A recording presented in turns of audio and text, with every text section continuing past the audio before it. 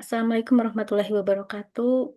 Kami dari kelompok 12 dengan anggota ILDA 1292103 dan Andini 1292171 akan mempresentasikan hubungan suhu permukaan laut dan klorofil A di Laut Sulawesi. Kami menggunakan paper dari Ginanja dan kawan-kawan yang berjudul Analisis Pengaruh ENSO dan Suhu Permukaan Laut terhadap klorofil A di Laut Halmahera. Paper ini menggunakan metode analisis data SPL dan klorofil A untuk melihat perubahan kondisi perairan Laut Halmahera pada El Nino 2015 dan La Nina 2020. Sehingga diperolehlah pada musim timur hingga peralihan 2 ini terjadi peningkatan klorofil A dibandingkan musim barat hingga peralihan 1. Kondisi ini menunjukkan ketersediaan nutrien yang lebih tinggi sehingga mendukung pertumbuhan fitoplankton.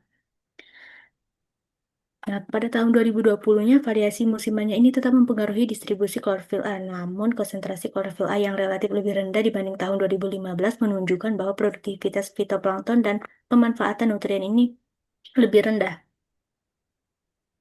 Sehingga SPL dan klorofil A ini menunjukkan hubungan yang berbanding terbalik. Saat suhu permukaan lautnya menurun, konsentrasi klorofil A-nya cenderung meningkat, yang mengindikasikan ketersediaan nutrien yang lebih tinggi bagi fitoplankton.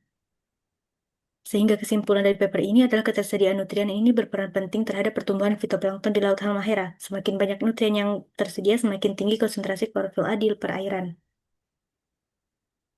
Berdasarkan paper yang sudah dikaji, kami melakukan pengolahan data terkait hubungan suhu permukaan laut dan klorofil A di Laut Sulawesi. Adapun latar belakangnya adalah Laut Sulawesi memiliki kondisi oseanografi yang dinamis, sehingga variasi SPL dan pola angin berperan terhadap distribusi klorofil A. Data yang digunakan adalah data SPL, data klorofil A, data angin pada rentang tahun 2022 sampai 2023 yang bersumber dari Copernicus. Tujuannya adalah menganalisis hubungan SPL dan klorofil A yang dipengaruhi oleh angin di Laut Sulawesi. Di sini kami membagi menjadi 4 musim.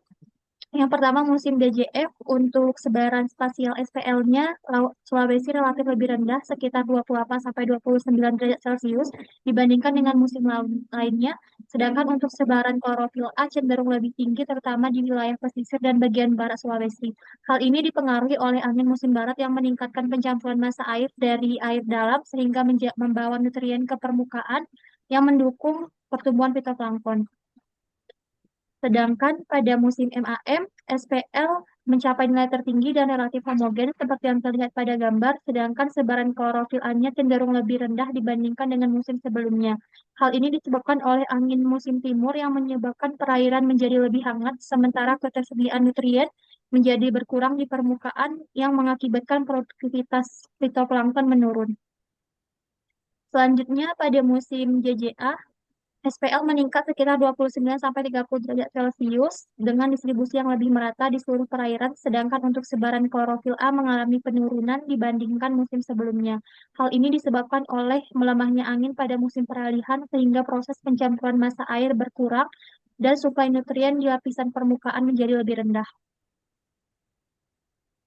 Sedangkan pada musim SON, SPL menurun dibandingkan dengan musim JJA seiring memasuki masa transisi menuju musim barat. Sedangkan untuk sebaran klorofil A-nya mengalami peningkatan kembali di beberapa wilayah seperti di wilayah pesisir.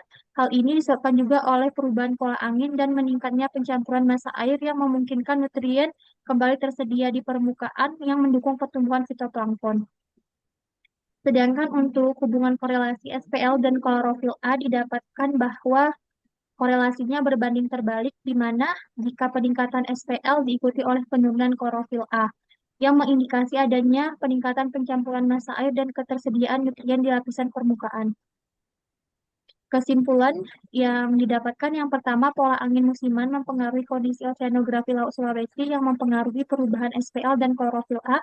Yang kedua, konsentrasi klorofil A cenderung meningkat saat SPL menurun, begitu pula sebaliknya.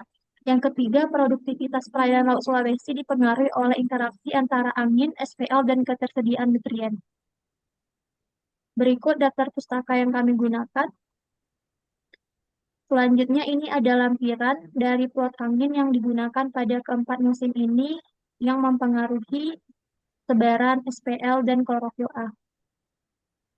Sekian presentasi dari kami. Assalamualaikum warahmatullahi wabarakatuh.